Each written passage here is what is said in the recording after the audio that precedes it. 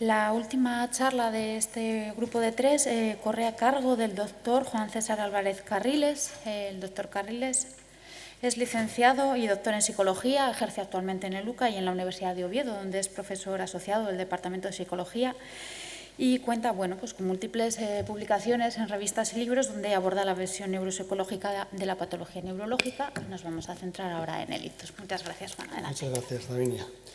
Bueno, nada, primero sumarme al agradecimiento por la invitación, tanto a Elena como a todo el Servicio de Neurología, por hacerme partícipe de estas jornadas. Para mí es muy importante, ¿no?, que el tema de la neuropsicología pues, se toque de forma monográfica y se ponga un acento en ella. Bueno, pues yo lo que asumo es una responsabilidad en el sentido de que tanto para los pacientes como para las familias, como para los profesionales que van a estar implicados en la atención de los pacientes con ictus, pues que entiendan lo que puede ser o que puede dar de sí la neuropsicología, los aspectos neuropsicológicos en que podemos ayudar, ¿no? Me ponía Elena el título, me propuso este título de Neuropsicología, funciones cerebrales tras el ictus, lo que no se ve, pero yo antes de pasar la primera diapositiva plantearía lo siguiente, que ¿quién no las ve, no? Yo creo que desde siempre se han visto, los han visto desde el minuto 1, lo ven los clínicos, lo ve el paciente, lo ve su familia. Una vez que después están en sus casas, pues es tan obvio, ¿no?, que yo creo que efectivamente quizás los que algunas veces no los queremos ver somos algunos de los que estamos implicados en ello, pero se ve, es demasiado obvio, ¿no?, lo neuropsicológico. Y en este sentido, yo de lo que voy a hablar son cosas que todos manejáis perfectamente. Me refiero a todos, me refiero a la familia y al paciente. La familia y el paciente lo conocen perfectamente, saben perfectamente de qué estamos hablando. Y el resto de profesionales, como veis aquí, en el cual inserto también la neuropsicología clínica, pues también. Sí que voy a decir que, porque a veces también se genera, yo creo que un problema, que neuropsicología la van a hacer cada uno de los profesionales que trabajan aquí. Todos los profesionales van a trabajar y van a hacer neuropsicología.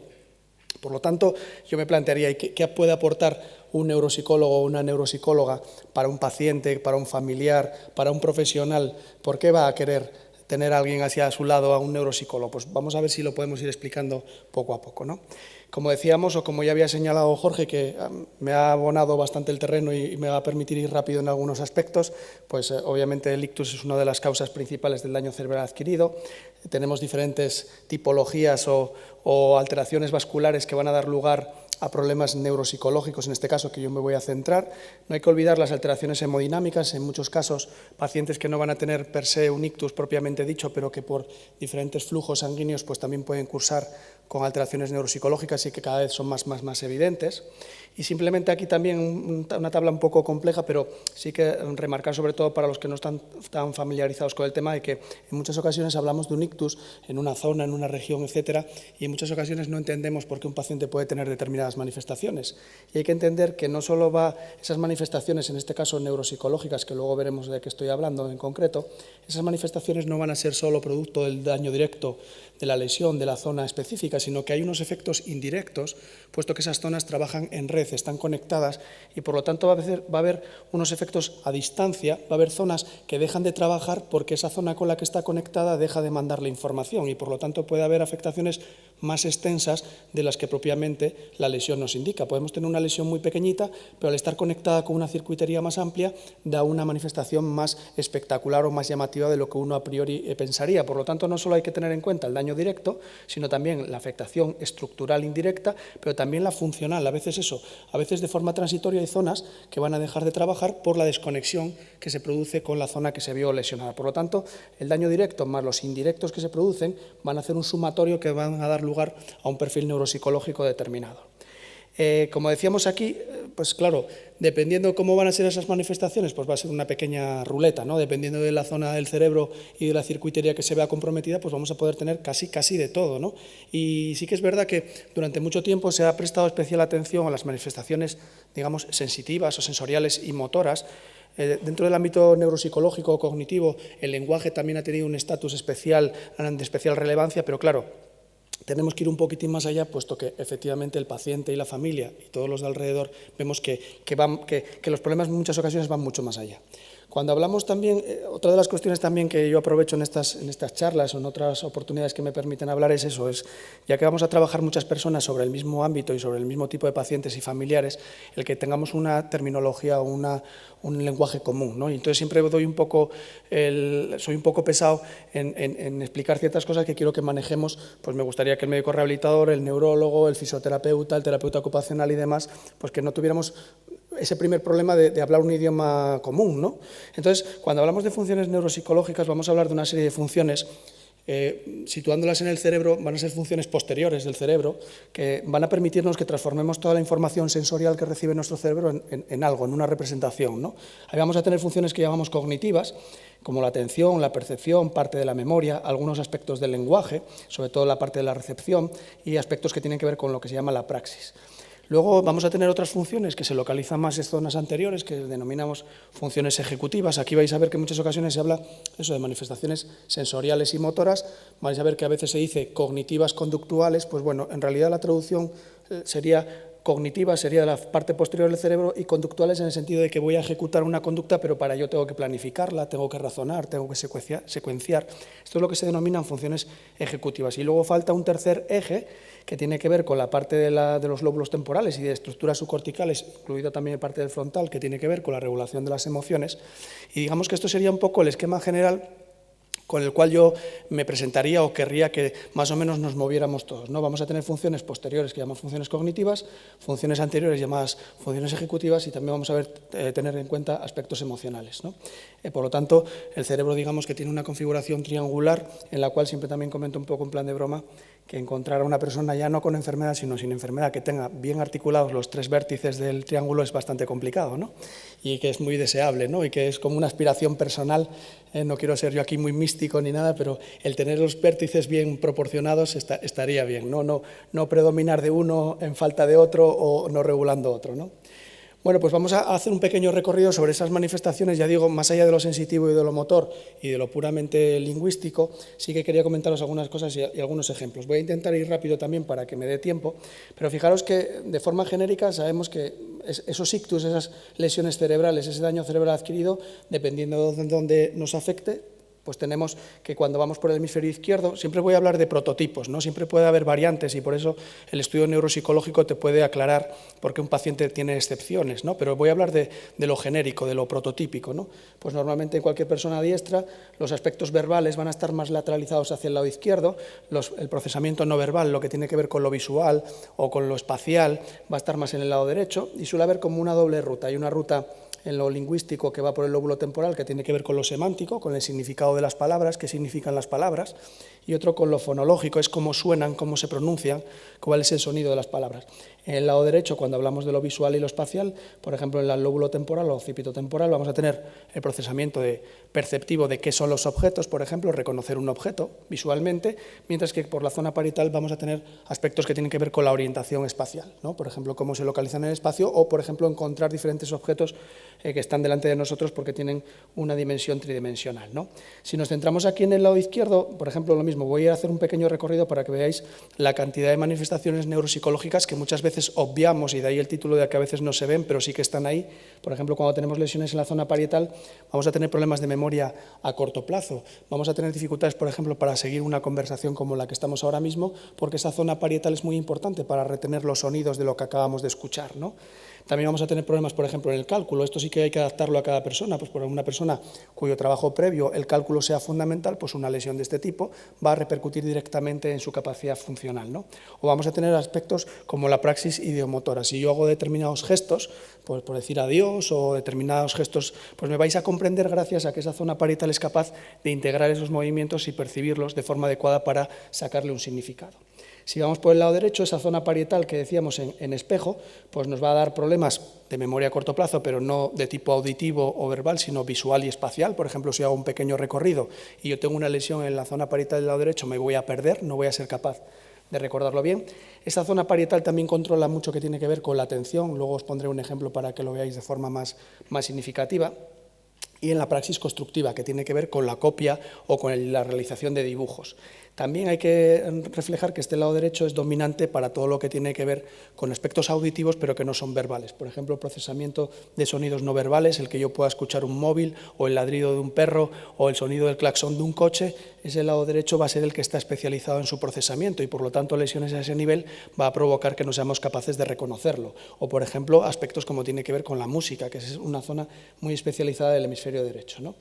Aquí vemos un poco, bueno, pues voy a presentar algún caso. Por ejemplo, os decía que cuando hay lesiones en el lado derecho puede producir, en el lenguaje ya todos lo conocemos, en los problemas motores todos lo conocemos, pero quería poneros un ejemplo de lo que es, por ejemplo, una apraxia constructiva y cómo puede repercutir en la capacidad funcional de un paciente. Esto es una prueba típica que utilizamos los neuropsicólogos, muy clásica, la llamada figura de Rey, hay muchas que se pueden utilizar. Y aquí, por ejemplo, podemos ver, os pongo un ejemplo de un paciente que debuta con la enfermedad de Alzheimer. En la enfermedad de Alzheimer lo que está afectado es fundamentalmente las fases iniciales o los hipocampos, pero la zona parietal, esta derecha que os decía, de momento está intacta y por lo tanto vemos un paciente con enfermedad de Alzheimer incipiente que lo puede hacer perfectamente. Pero sin embargo, si os enseño esto es de un paciente mucho más joven que por desgracia tuvo un ictus parietal del lado derecho. Es como él percibe y es capaz de representar este dibujo. Imaginaros cuando tenga que orientarse por la calle, cuando tenga que identificar determinados objetos y demás. Y esto pasa mucho más desapercibido que lo que es un problema puramente lingüístico, que ahí todo el mundo lo ve, pues puede generar grandes problemas, ¿no? Aquí vemos un poco. Pero, por ejemplo, fijaros, os decía que también esa zona del lado derecho, la zona parietal del lado derecho, controla lo que tiene que ver con la atención. Fijaros, esto es una tarea que le propongo a un paciente que está enfrente mío, yo le marco, yo estoy en la parte de aquí, le marco esta línea de aquí, le digo que la tiene que ir marcando, va marcándolas y cuando llega aquí me dice que ya está todo completo, es decir, de tal manera que este lado no lo atiende, no es que no lo vea, sino que no lo atiende, ¿no? O, por ejemplo, cuando le mando que copie este dibujo, me realiza de forma casi perfecta el lado derecho de lo que tiene que ver con el dibujo, pero cuando llega a la línea media no es capaz de traspasar ese punto y no es porque no lo vea, no es un problema de visión, esto tenemos que tenerlo claro porque si no, y eso es uno de los papeles míos también con enfermería o con el resto de profesionales para que entendamos y podamos explicar lo que le está pasando al paciente, porque si no, le proponemos tareas, por ejemplo, de fisioterapia, etcétera, y no entenderemos nada, pensaremos incluso que tiene desidia, que no lo quiere hacer, haremos atribuciones a su comportamiento de forma equivocada, y yo creo que ahí el neuropsicólogo juega un papel fundamental para separar qué es qué y además trabajar en ello, ¿no? Y para que lo entendamos todo, tanto los profesionales como los familiares como el propio paciente, ¿no? Aquí lo que le pasa a este paciente es que tiene una negligencia espacial unilateral prototípica del hemisferio derecho. Cuando se lesiona el hemisferio derecho no es infrecuente que la persona no pueda atender a lo que está al lado izquierdo de su campo visual en este caso. Por ejemplo, fijaros aquí que le mando copiar esta frase sencillamente y empiezo a copiar, la parte tiene una serie de reduplicaciones, pero que rápidamente solo ve este lado, solo atiende este lado de la página y llega un momento que tiene que incluso poner un guión para poner la palabra cuando todo este otro lado no lo puede atender, ¿no? Imaginaos que todo esto tiene una repercusión funcional muy significativa, pues desde el propio comportamiento que es vestirse, el alimentarse, que todo lo que esté al lado izquierdo no lo va a atender y por lo tanto como no lo atiende no lo va a percibir, pues todo esto hay que trabajarlo previamente. Aquí veis las lesiones típicas que son parietales y frontales del lado derecho y en el caso del paciente que os comentaba pues es un ictus extenso de la arteria cerebral media derecha, es un caso muy clásico que siempre enseño, antiguo, donde tiene un gran infarto que afecta a ambas regiones, la frontal y parietal. Pero a veces no solo es necesario hacer tareas o pruebas neuropsicológicas que diseñamos los neuropsicólogos para sacar a la luz esos problemas, a veces simplemente con la observación conductual, y aquí podemos ver un paciente, por ejemplo, que tenía un ictus parietal del lado derecho y cómo dejaba el lado izquierdo de su cara, pues en este caso sin afeitar o sin afeitar de forma adecuada. Ya digo que en muchas ocasiones pues es lo típico que ves al paciente que se pone la mitad de la chaqueta pero no se pone la del lado izquierdo, etcétera, pues esto nos puede indicar en muchas ocasiones problemas de esta naturaleza y que hay que abordarlos específicamente, ¿no? Cuando nos movemos de la corteza y vamos hacia zonas más profundas, por ejemplo, como decía antes, en relación con el Alzheimer, cuando hablamos del hipocampo, pero toda una circuitería que si se afecta por lesiones vasculares van a dar lugar, por ejemplo, a problemas en la memoria, va a haber problemas cuando es el lado izquierdo para la memoria verbal y el lado derecho para la memoria visual o no verbal. Por ejemplo, os voy a presentar aquí un paciente, un chico joven de 32 años, con estudios universitarios, que trabaja como profesor y que sufrió un ictus muy selectivo de la arteria cerebral posterior que afectaba al hipocampo, en este caso izquierdo, ¿no?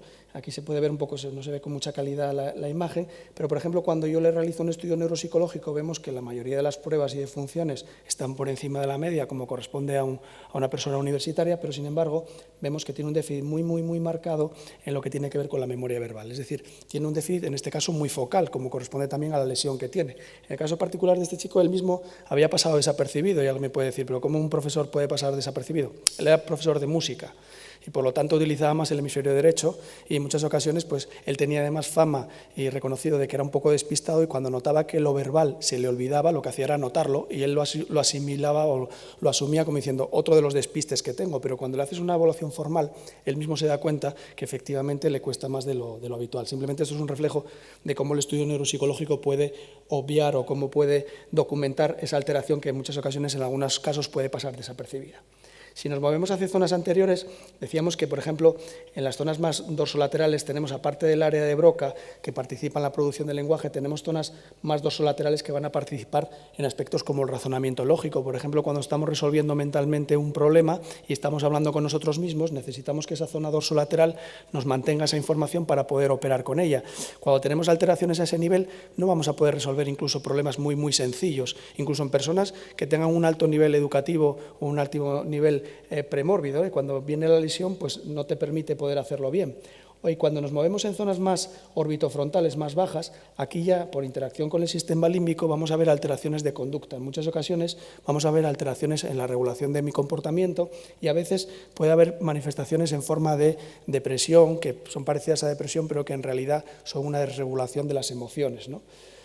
Cuando vamos por el lado derecho, pues tenemos un poco parecido. Este lado derecho sí que es muy especial. Luego os voy a enseñar un ejemplo de cosas no habituales que solemos comentar. Pues participa en el razonamiento lógico cuando no es verbal. Participa en los aspectos, el área de Broca del lado derecho participa en lo que tiene que ver con la prosodia y con el doble sentido. Por ejemplo, es muy típico que personas que tengan lesiones a dicho nivel empiecen a no entender los dobles sentidos, no empiecen a entender los chistes, no entiendan pues refranes, etcétera. También tiene que ver con la atención, en este caso en el control, y con la fluidez verbal, no verbal, perdón. Cuando se afecta la zona más orbitofrontal, pues tiene que ver con la regulación de la conducta, y en este caso, a diferencia de lo anterior, que decíamos que cuando es el lado izquierdo puede cursar con sintomatología más depresiva, aquí pueden aparecer sintomatología más maníaca, en forma de desinhibición y de una falta de autoconciencia del déficit que tiene, ¿no? Esto puede, ya sabéis que en muchas ocasiones lo motor es muy complicado, lo cognitivo es muy complicado, pero lo conductual es muy complicado, y es lo que más va a generar problemas en la convivencia y en el manejo de ese paciente en su entorno habitual. Aquí veis un poquitín un resumen cuando hablamos del lóbulo frontal de tres zonas: la dorsolateral, que participaría en todo esto que tiene que ver con la planificación, las zonas orbitales, que tienen que ver con la regulación de mi conducta, pero también hay que poner hincapié en la zona que se llama el cíngulo, la parte interna, que participa en la motivación. Ahí vamos a tener pacientes que tras un ictus o cualquier otro tipo de patología cerebral van a tener una falta de iniciativa, van a tener un aplanamiento afectivo, van a tener una falta de arranque para realizar múltiples de las actividades que cuando nosotros le inducimos a hacerlas las puede hacer. ¿Por qué? Porque el resto de la corteza está bien, pero sin embargo puede estar completamente aplanado, ¿no? Ya os digo que esto lo que permite la neuropsicología es tipificar y clarificar, separar qué tiene el paciente de qué no tiene, para que podamos todos entenderlo un poco mejor, ¿no? Por ejemplo, fijaros, aquí os ponía este ejemplo. Tenemos un paciente con un ictus, con una hemorragia frontal del lado derecho, y fijaros que bueno, tiene un perfil neuropsicológico general bastante bueno, simplemente falla en alguna de las pruebas de función ejecutiva, pero sin embargo, fijaros, lo que nos comenta su familia es que su forma de ser ha cambiado tras el ictus. Aquí ya no es una cuestión puramente cognitiva en el sentido estricto, sino que, dice, se muestra literal y mentalmente rígido, no comprende las bromas, los dobles sentidos y demás, todo lo que tiene que ver con lo que se llama teoría de la mente, con todo lo que se llama cognición social, la capacidad para interaccionar con los demás. Dice, está niñado, es más inocente, le engañan fácilmente, puesto que necesitamos ese lado derecho para entender los dobles sentidos, saber cuándo alguien nos está gastando una broma, etc.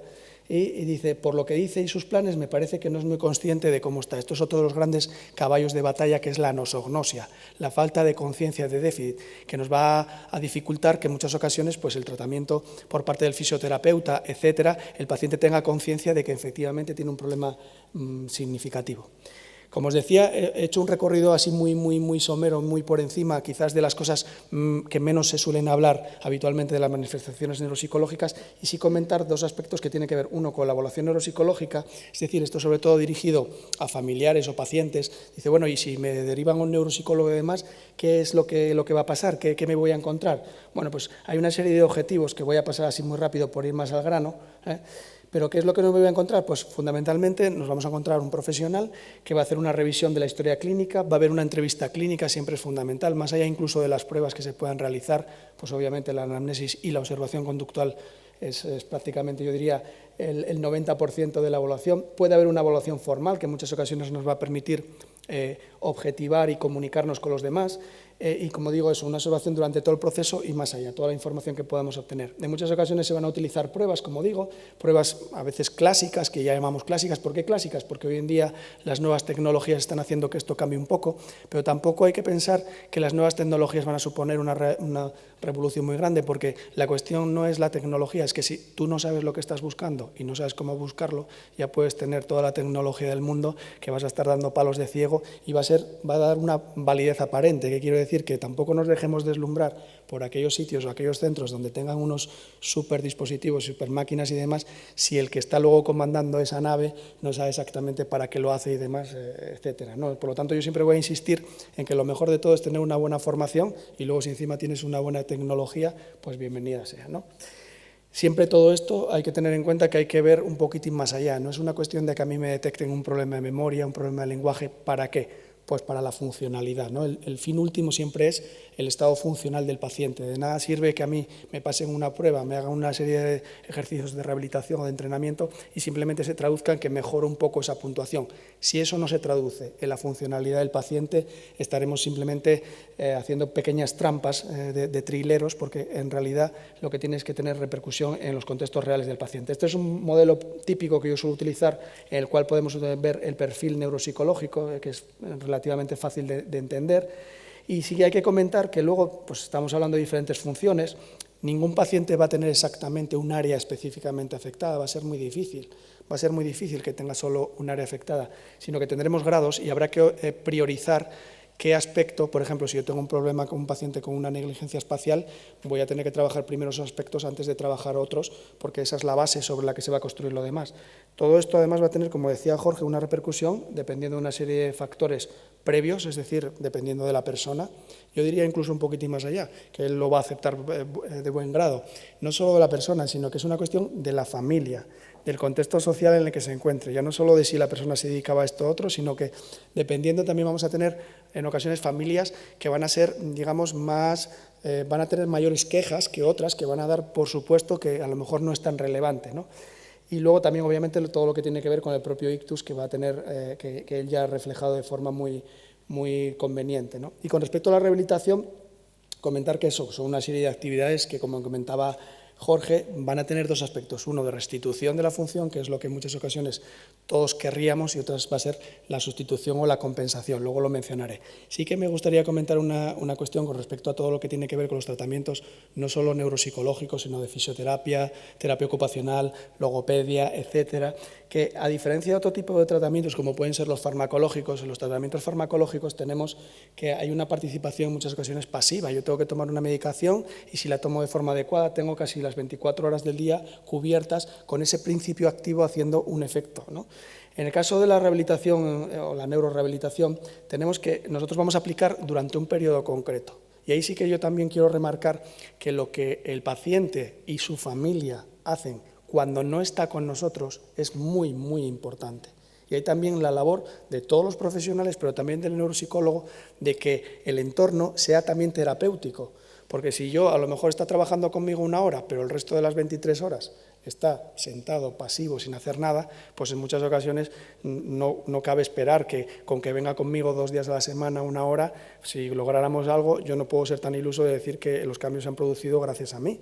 Si yo digo eso, bueno, aparte de que no se lo va a creer nadie, ¿no? Es muy importante todo lo que no se hace y por lo tanto hay que implicar a todos los agentes que podamos y tanto eso, la familia, si se dan las condiciones y si no, dotar las circunstancias de los medios externos para hacerlo. Hay que tener en cuenta que en muchas ocasiones también tenemos que saber cuándo dosificar, porque en muchas ocasiones va a aparecer un fenómeno típico de las enfermedades neurológicas, que es la fatiga, y en cuyo caso puede jugar en nuestra contra, ¿no? Y aquí pues, lo que jugamos es con dos aspectos que también Jorge mencionaba. Uno, vamos a apelar a la plasticidad. La plasticidad también no es algo que venga dado, sino que también se mueve por bases biológicas y por lo tanto va a haber pacientes con más plasticidad y pacientes con menos plasticidad. Y aquí también quiero hacer un hincapié en el aspecto neuropsicológico. Va a haber pacientes que no van a mejorar. Y ahí hay una serie de aspectos psicológicos, emocionales, tanto para el paciente como para la familia, que el neuropsicólogo, junto con el psicólogo clínico y con el psiquiatra, va a tener que trabajar. Pero digo que estamos todos implicados, porque yo a lo mejor puedo ir en una dirección y si el neurólogo, el rehabilitador y demás no van en esa misma dirección, vamos a estar con fuerzas en dirección contraria. Pero en cualquier caso apelamos a la plasticidad y también a la generalización. Nosotros, el cerebro de los niños es muy espectacular porque a veces le enseñas una cosa y el cerebro del niño es capaz de generalizar y hacer otros aprendizajes que tú no le habías hecho. En muchas ocasiones las lesiones cerebrales lo que nos va a hacer es perder esto, ¿no? Esta capacidad de generalización. Y a veces lo que entrenamos es lo que el paciente recupera y el gran problema que tenemos es que no lo generaliza. Lo realiza conmigo en el centro concreto, entrena esta actividad concreta, pero por ejemplo le entreno al manejo de un tenedor, pero solo con este tenedor. ¿Por qué no lo generaliza? Es la gran cuestión que todavía queda por investigar. Y por eso digo también que la plasticidad, cuidado, que también tiene una parte negativa. Hay ocasiones en las que, por desgracia, la plasticidad lo que hace es que se establezcan conexiones aberrantes que no llegan a buen puerto, que no llegan a buen fin y aparecen desde otras manifestaciones como pueden ser las crisis epilépticas desde el punto de vista neurológico, pero también conexiones aberrantes. Por eso digo que es muy importante lo que se hace durante el periodo que no está en terapia formal, porque en muchas ocasiones, si por ejemplo, por poner un ejemplo, yo estoy entrenando la adquisición de una palabra y luego en el tiempo que no está en terapia esa palabra se deforma, el cerebro lo que va a hacer es establecer conexiones de esa versión deformada de la palabra, con lo cual al día siguiente yo me puedo encontrar que se ha deshecho parte del camino andado, ¿no? Por eso tenemos que ir todos a uno y a veces la plasticidad genera a veces problemas que no queremos. Hay una primera fase, tras el ictus o cualquier daño cerebral adquirido, una fase espontánea en la cual yo, entre comillas, digo que todos los que trabajamos en el ámbito de la neurorehabilitación nos aprovechamos, porque el propio cerebro hace una serie de mecanismos que nos lo pone fácil, pero el gran reto está en todo lo que tiene que ver con esa fase después, pasado los 6 meses o pasado el año, en el cual tenemos que seguir investigando y tratando de forzar cómo podemos hacer que ese cerebro siga siendo plástico y siga teniendo cambios, ¿no? Por lo tanto, aquí lo que comentábamos, a diferencia de cuando, por ejemplo, utilizamos con fármacos, aquí necesitamos una actitud activa por parte del paciente y a veces la pescadilla que se muerde la cola. A nadie nos gusta hacer cosas que nos cuestan. Y si yo en muchas ocasiones he ido en mi vida por determinados caminos es porque, aparte que me gustaban, se me daban aceptablemente bien. Las que no me gustaban, no sé si es porque no me gustaban o porque no se me daban bien. Pues imaginaos si en un momento determinado tienes que estar todos los días trabajando algo que se te da de forma muy significativamente mal por culpa de una lesión, ¿no? Ahí sí que hay que cuidar los aspectos emocionales siempre, que yo creo que todo el mundo lo intenta hacer, pero a veces también el apoyo por parte del neuropsicólogo, del psicólogo, para que los profesionales sepan cómo manejar eso, yo creo que es importante, ¿no? Todo esto va a depender de eso, de las características premórbidas, severidad de la lesión, ya lo comentó Jorge, la severidad del déficit y la motivación y el estado emocional, que en muchas ocasiones es el caballo de batalla que hay, y el soporte familiar y sociosanitario que también Jorge comentaba, ¿no? Por lo tanto, es eso, no es algo pasivo, sino que es algo activo y también en muchas ocasiones hay que determinar para cada paciente qué intensidad, qué frecuencia, qué duración, en un equilibrio entre la eficacia y saber cuándo podemos parar y demás, ¿no? ¿Qué es lo ideal? Pues eso, que cuanto más temprano lo podamos hacer, cuanto más personalizado, con objetivos jerárquicos, de forma integral, continuada, con actividades significativas para el paciente. Y aquí un poco lo que comentaba Jorge antes de los 3 principios básicos. Oliver Sandwell, que es uno de los pioneros de la rehabilitación neuropsicológica en Inglaterra, pues hablaba de estos 3 principios. Y aquí veis que en función de la gravedad del caso y del tiempo transcurrido, pues iremos más por una restauración en las primeras fases y cuando son alteraciones muy focales y muy más leves podemos aspirar a una recuperación de esa función. Cuando ya son más graves y ha pasado más en el tiempo probablemente necesitemos compensar o sustituirlo. Vamos a tener diferentes modelos y también esto es sobre todo dirigido a los pacientes y a los familiares. Vamos a tener a veces lo ideal sería que fuera a medida y que fuera como una actividad artesanal en la cual diseñáramos un programa, pero a veces en muchas ocasiones lo que vamos a ver es que nos ofrecen un prêt-à-porter, es decir, sistemas, digamos, ya empaquetados, donde en muchas ocasiones nos meten un sistema que a veces puede no estar tocando la tecla adecuada para nosotros. ¿Cómo hacemos esa restauración de funciones? Pues lo mismo que hacemos con la evaluación. Podemos utilizar materiales clásicos de actividades específicas o también con las nuevas tecnologías. Ahí sí que tenemos un potencial importante que, utilizado de nuevo de forma adecuada y guiado por alguien que sepa dónde es la tecla que hay que tocar, pues puede tener mucha utilidad. Y también habrá que ver el potencial de la telerehabilitación, que yo siempre voy a decir que estoy a favor, porque parece que además es una cosa que si dices lo contrario parece que te van a mirar mal, pero no estoy tan a favor, porque en el caso neuropsicológico yo siempre voy a hacer hincapié que los aspectos emocionales, afectivos y de vínculo y de motivación del paciente, eso no se va a poder establecer por videoconferencia. Van a ser pacientes muy específicos y esos pacientes específicos hay que darles esa opción de que lo tengan, pero yo siempre que pueda ser todo presencial y con un trabajo, como digo, artesanal, siempre lo voy a preferir hasta que me demuestren lo contrario con resultados, ¿no? Y siempre, lo dicho, siempre orientado a la funcionalidad. De nada me sirve que yo suba unos puntos en una prueba, eso sirve para una publicación, para lo que quieras, pero lo que importa de verdad es que el paciente de verdad tenga cambios. Otra cuestión, y ya voy a ir terminando muy rápido. Como decía antes, va a haber ocasiones en las que algunas de las cosas que tenemos que trabajar con el paciente, y esto los familiares lo van a ver que es muy relevante, y el resto de profesionales también lo sabéis, que es que no es una cuestión de que yo entrene aspectos del lenguaje, que entrene aspectos de la orientación espacial, etcétera, sino que tiene que ver con la conducta, con la cognición social, con cómo me comporto y demás. Lo digo porque a veces vais a ver que en algunos contextos hay gente que está a favor de la terapia individual versus la terapia de grupo, etcétera, y hay un gran debate incluso entre los neuropsicólogos, y yo lo que digo es que depende. Va a haber ocasiones en las que yo prefiero una terapia individual cuando sea una función cognitiva específica, porque no puedo generalizar, a lo mejor lo que estoy entrenando con este paciente es específico para este paciente y no tiene nada que ver con el otro que tengo al lado, pero sin embargo hay determinadas cosas como son la conducta y demás que sí veo que es muy necesario trabajarlo en grupo, porque voy a tener que ver, pues eso, cómo trabajo la teoría de la mente, cómo regulo mis conductas con respecto a los demás, etcétera. Y sobre todo, otra de las cuestiones que conviene trabajar, y que es muy importante, probablemente sea la primera, que si la tenemos ya per se nos va a ayudar mucho, es la metacognición, esta autoconciencia. Como decía, aquí puede ser el gran caballo de batalla. Cuando tengamos un paciente con anosognosia, vamos a tener un problema muy importante y todos nuestros esfuerzos pueden verse completamente, pueden ser banales si no trabajamos previamente el que tome la conciencia. Y esa toma de conciencia conlleva que tenga una reacción emocional y que se deprima. Digo porque en muchas ocasiones se evita eso, incluso con tratamientos farmacológicos, para evitar que el paciente se deprima, y a lo mejor que no os extrañe que llegue el neuropsicólogo y cuando de repente el paciente lleve unos cuantos días llorando y demás y diga, esto es positivo. Y entonces digan, pero el neuropsicólogo está loco. No, es positivo en el sentido de porque va tomando autoconciencia de lo que le pasa, y cualquier persona que es como nosotros, si nos pasa eso, nos deprimiríamos. Lo que tenemos que aspirar es a que no se quede estancado ahí y que se den las posibilidades para que pueda salir y que se pueda reorganizar todo. Pero es muy importante que el paciente, cuando toma autoconciencia, no nos tiene que asustar que haya un periodo de tiempo en el cual tenga una bajada emocional, ¿no? Y bueno, simplemente comentar una cosa. Os comentaba también el tema de la psicoterapia del paciente y de la familia. Hasta hace unos años el tema de la psicoterapia se planteaba que con pacientes con daño orgánico cerebral no se podía hacer.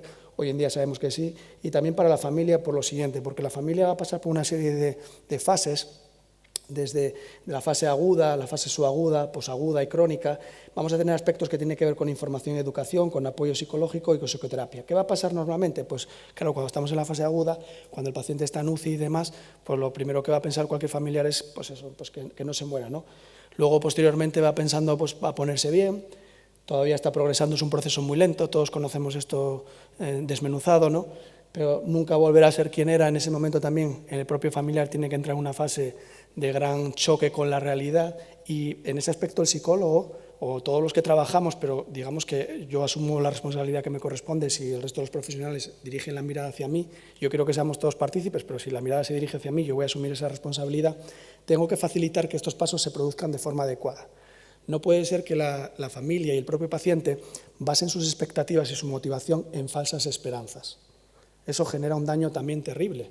Y en muchas ocasiones es un equilibrio entre, y ese equilibrio a veces es difícil, entre no podemos ir a los extremos, ni todo va a ser sencillo, va a ser como un pequeño catarro, ni tampoco no hay nada que hacer. Yo no soy partidario de eso, yo voy un poco a la gallega y haciendo trajes individuales. Y a veces hay pacientes y familiares a los que hay que ser franco. Franco no significa decírselo en un pasillo, en 2 minutos, corriendo y dejándoles así, sino de forma adecuada, ir trabajando progresivamente lo que va a pasar y lo que va a suponer esa superación después. Nuestras vidas han cambiado y cómo me adapto.